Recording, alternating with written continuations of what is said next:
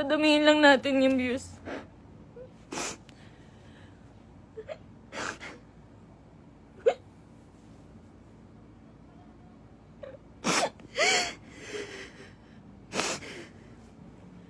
Magsasalita na po ako.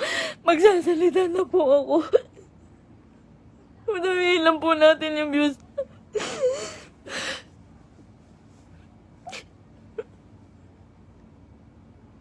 Magsasalita na po ako. Pipilitin ko pong isa-isahin. Pipilitin ko kahit gano'ng katagal tong live na to. Iisa-istain ko po ang panggagago sa akin ni Merc. Ni Christian Merc Gray.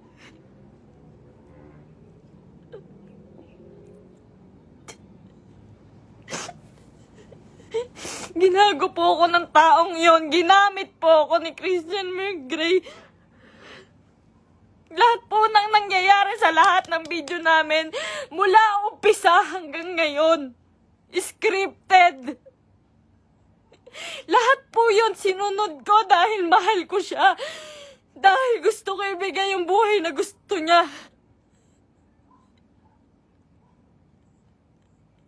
Kung magtataka po kayo kung bakit maraming nawawala sa amin sa Team Merpay dahil sa kanya. Dahil po sa ugali ni Merc. Napakademonyo po ng ugali ni Merc. Ginago niya po lahat.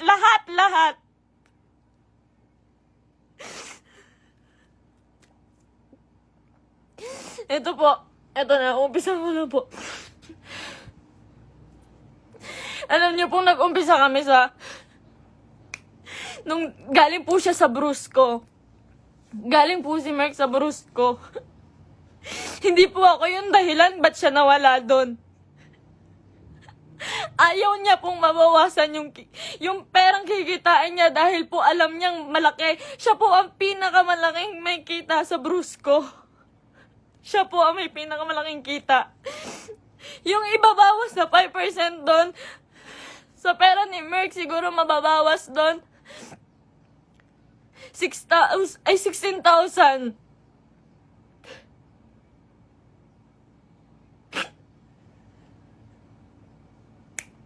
Lahat po ng kaibigan niya, ginamit niya. Hindi ko na po kasi kaya eh.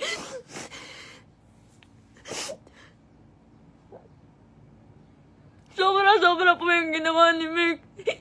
Sobra. Hindi ko na po kaya. Pasensya na po kayo.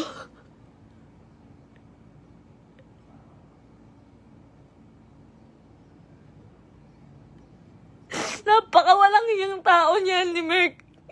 Lahat po ginago niya, pamilya ko. Lahat po ng tao sa paligid niya, ginamit niya po. Scripted po lahat ng nangyayari. Sinusunod ko po siya. Kung makikita niyo po, lahat po ng video namin, puro bastos dahil po yun sa kanya. Ayoko po nun, walang may gusto nun. Kayo na pong bahala kung maniniwala kayo ngayon. Wala pong may gusto nun. Lahat po binigay ko sa taong yun.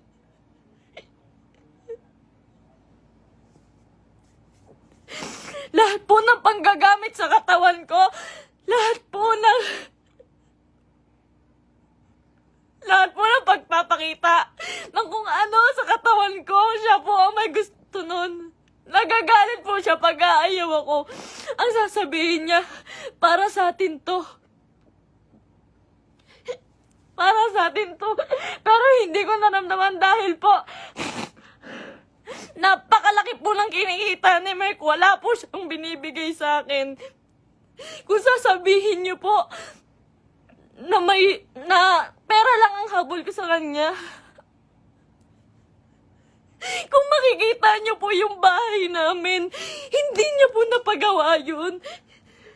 Hindi niya po pinagawa yung bahay namin, uunahin niya pa po yung iba. Sa laki ng kinikita ni Merc, sa milyon ang kinikita niya sa isang buwan, 5,000 lang po ang binibigay sa akin yan, pati kay mama. Sa magulang ko po, 5,000 lang po, isusumbat niya pa. Mumurahin niya yung magulang ko.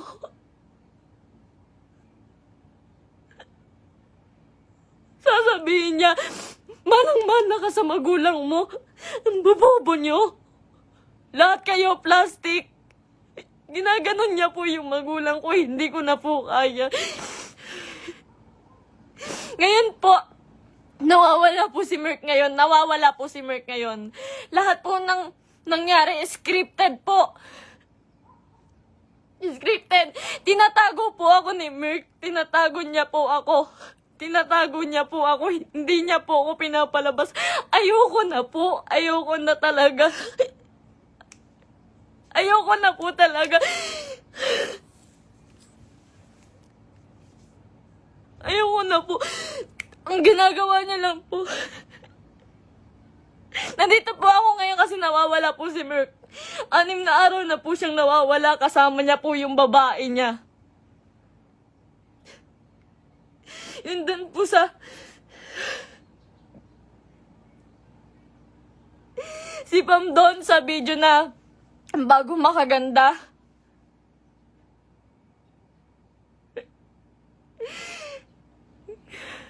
Huwag niya po sisihin yung kambal doon, si Chen Chen tsaka si Tantan. Yung Centeno twins po, huwag niyo po silang sisihin doon. Dahil utos po ni Merk lahat yun. Ako po, hindi ko na po kaya si Merk. Demonyo na po yung utak niya. Sobrang mukhang pera. Sobrang mukhang pera ni Merk. Lahat ng tao ginagago niya.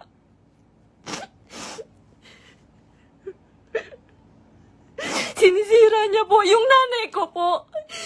Yung nanay ko na nasisira na din po sa inyo. Yung sasabihan po yung nanay ko na mamatay ka na, siya po may utos nun. Ginagawa niya pong robot yung pamilya ko dahil sa akin na lang po tumitingin yung pamilya ko. Ba't nila sinusunod si Merk? Kada pupunta po sila sa bahay, may pagkain na sila, maghihintay kami ng script niya. Magagalit pa po yan pag nagkakamali ako. Pag may mali po ako nasasabi, pag kailangan ulitin ng video, magagalit pa po yun. Lahat po ng video namin, scripted. Dahil po sa kanya.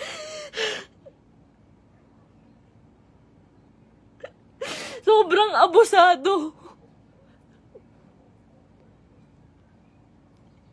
May babae po si Merk ngayon. Yung babae nga, yung Pam po. Grabe, Merk. Pinatulan niya pa. May anak na po yun. May anak na. Sabi niya. Sabi ko nun, Mahal, baka naman papatulan mo yan. Baka naman totoohanin mo. Ang sabi niya nun, hindi. Kamukha yan ng ex ko. Hindi ako papatol dyan. Ginagago niya yung babae sa akin. Sinisira niya. Sabi niya, tanginang mukha yan. Papatulan ko ba yan? May anak na. Ginaganon niya yung babae. Ngayon, nandun siya. Nasa Quezon po si Merk. May katibayan po ako. Lahat. Kahit sa chat, kahit yung babae. Nahuli ko po kasi dahil po dun sa post ng babae. Nag-post po yung babae. Nakasama po yung sasakyan namin. Tapos yung cellphone ko po, nagla-login po yun sa Quezon.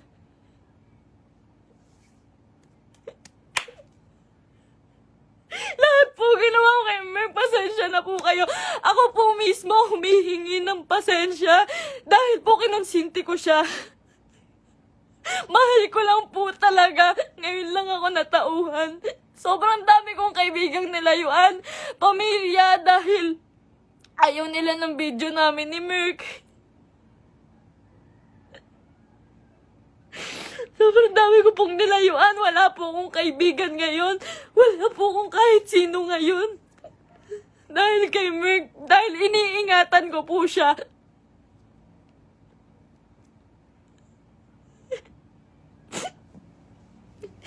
Kaya totoo po yung sinasabi niya, scripted lahat sa amin. Scripted lahat ng buhay na binigay sa akin ni Merk. Lahat po ng pera niya sa kanya lang po. Sa laki po ng pera niya, nagkakautang pa po siya. Sobrang sama, sobrang samang tao. Ultimo shampoo namin, sabon namin, ako pa bumibili. Grabe po, pambabastos sa akin ni Merk. Hindi niya po ako nirespeto.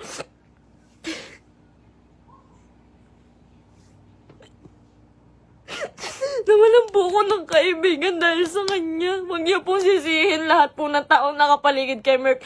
Dahil po lahat yun inuutusan niya. Sobrang bossy. Hindi niya naman po pinapalamon.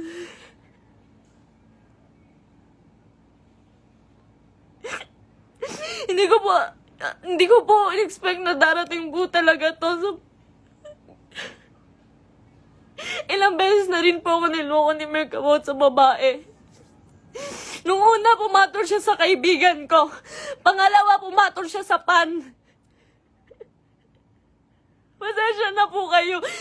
Kasi alam ko po, scripted po yun eh. Pasensya na po kayo. Ako na po humihingi ng pasensya sa inyo. Ginawa ko lang po yun kasi sobra po akong nagmahal. Bago po namin makuha si Asurada, ang inuulam po namin araw-araw, itlog at tuyo araw-araw para makuha niya lang yung sasakyan niya. Lahat po ng meron siya ngayon, sa kanya po nakapangalan. Pati yung bangko po, sa kanya po.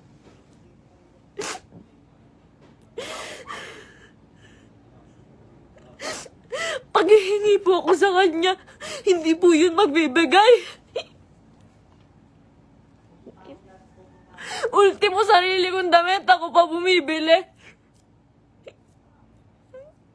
Sa isang buwan po, 5,000 lang ang binibigay niya sa pamilya ko. Tapos susumbatan niya pa. Lahat daw binigay niya sa akin.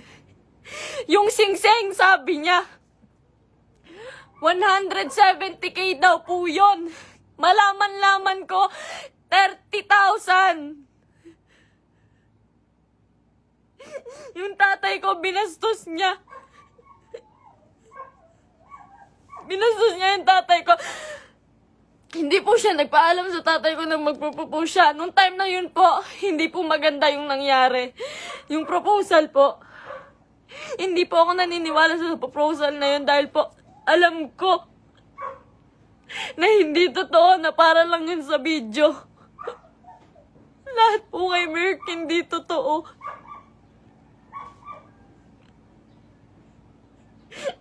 Yung buhay niya, yung pagkatao niya, yung buhay na binigay niya sa akin, hindi po yun totoo.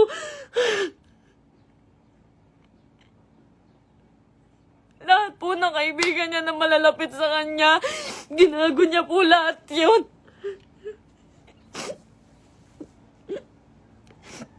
May nakakita po sa kanila dito sa Naik. Flex niya pa po pala yung babae kahit kanino. Pinakilala niya pa kung kani-kanino dito sa Naik. Sa mga taong malapit sa akin. Hindi niya alam.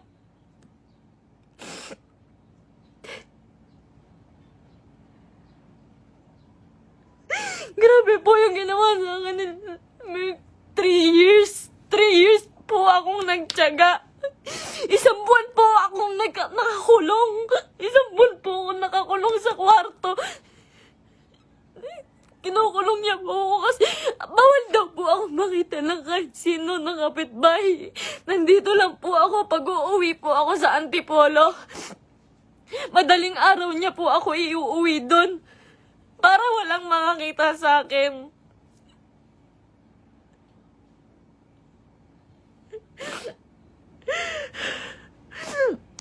Lahat po ngayon suko na kay Merk. Nung isang araw po nasa ospital ako kasi nagtake po ako ng anxiety. Sobrang depressed na po. Sobrang depressed na po. Hindi niya alam yun. Hindi niya alam na naghahanap ako sa kanya. Kahit saan naghahanap po ako. Naghahanap ko siya eh. Kasi mahal ko po siya eh.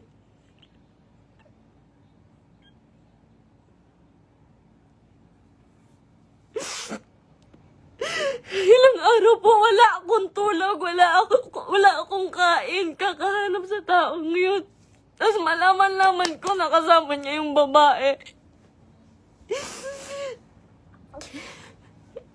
Huwag niyo pong sisisihin yung mga tao sa paligid niya dahil siya po ang naggawa nitong gulong to. Huwag niyo sisisihin si Kuya Mark, yung Centennial Twins.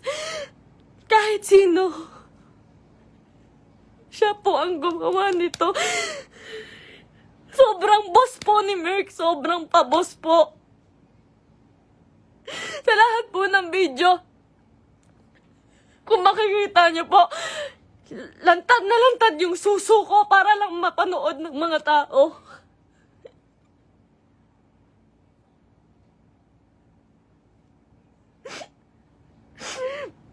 Para lang panoorin niyo, para lang magkapera siya. Lahat po ng taong nawala po sa amin, hindi ko po masisisi. Eternals TV, Brusco, Arnold, Tatay Onin. Marami pa pong nawala sa aming mga kaibigan dahil po sa kanya. Dahil hindi po nila kaya. Hindi po nila kinakaya si Merk.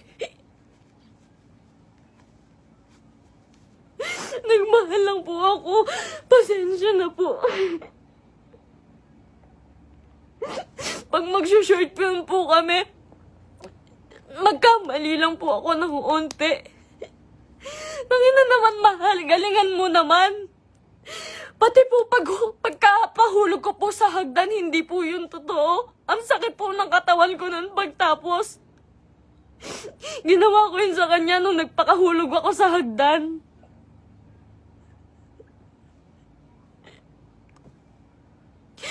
May mga pasa po ko lagi pag may nangyayaring hindi magandang prank. Lagi po ako nagkakasugat, nagkakapasa dahil po sa ginagawa namin.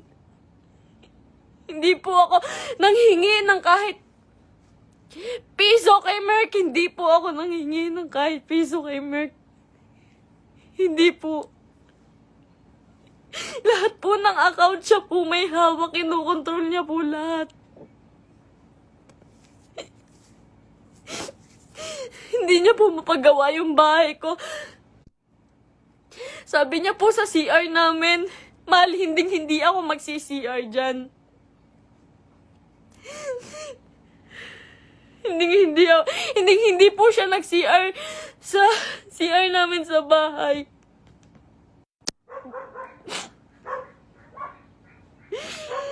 Pero hindi niya po yun mapagawa. Tinitiis niya po yun. Kayo na pong bahala kahit hindi na po kayo maniwala. Hindi ko po kayo masisisi. Kasi lahat ng ginawa ni Merk, hindi totoo yun. Wala nang totoo kay Merk. Mahal na mahal ko yun. Ang dami kong ginawa para sa kanya. Alam po yan ang mga totoong kaibigan namin. Alam po nila kung gaano ako nagsasakripisyo araw-araw. Napakarami niya pong pera, pero ang dami niya rin pong utang. Hindi ko na po alam kung saan niya pinupunta yung mga pera. Kung makikita niyo naman po kasi sa mga video namin, wala po talaga akong hawak na May mga pangalan na damit, may pangalan na sapatos. Lahat po yun ako lang po. Uutang pa po ako sa ibang tao, magkapera lang. Lagi po akong umuutang sa ibang tao, magkapera lang.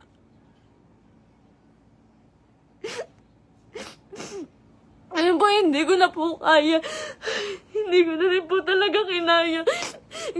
Wala pa po akong tulog kain. Na-hospital pa po ako. Hindi po ako nagmamakaawa sa inyo. Wag po kayong maaawa sa akin. Gusto ko lang naman po sabihin sa inyo yung totoo. Kasi ayoko na pong may mga taong masaktan. Ayoko na pong... Hindi ko po kasi talaga kaya yung mga bash.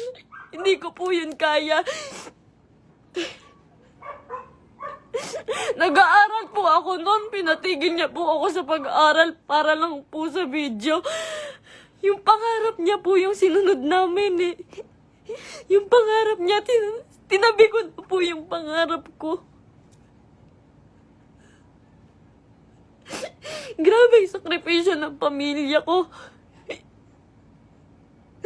Grabe. Sasabihin niya, yung nanay mo, plastic. Yung nanay mo, sa Cebu po. Sa Cebu, hindi siya nahiya. Hindi po siya nagbigay ng kahit ano, na kahit piso lang doon sa tiniran namin. Iniwan niya po ako doon para lang po sa babae. Sabi niya po may sponsor. Iniwan niya po ako sa Cebu. Magkasama po kami doon isang araw po. Ang usapan po, 1 linggo po kami doon. Kasi po pupunta na po kaming Canada. Mas malaki po kasi yung kita sa Canada. Kaya po kami pupunta ng Canada, pero hindi ko na po kaya.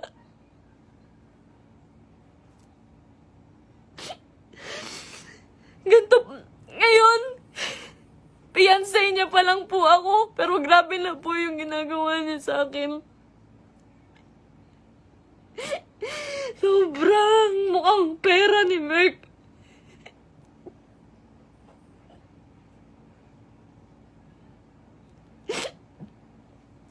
Magalit na po kayo sa akin, pero ginawa ko lang po yun kasi mahal ko po yung tao. Pasensya na po. Pasensya na po.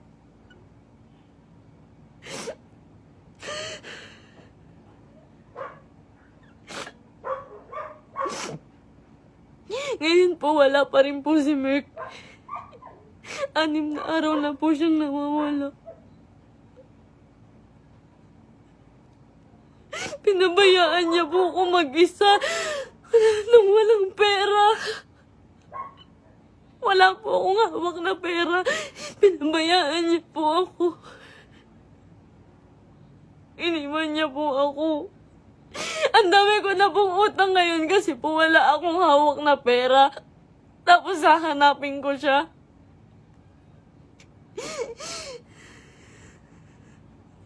Masakit po kasi lalo eh. Fiancé na po kasi ako eh.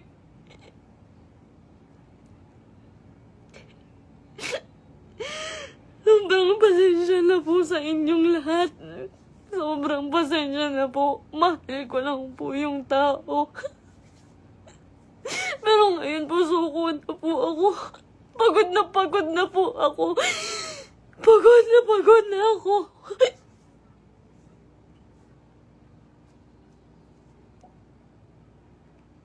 Pasensya na po.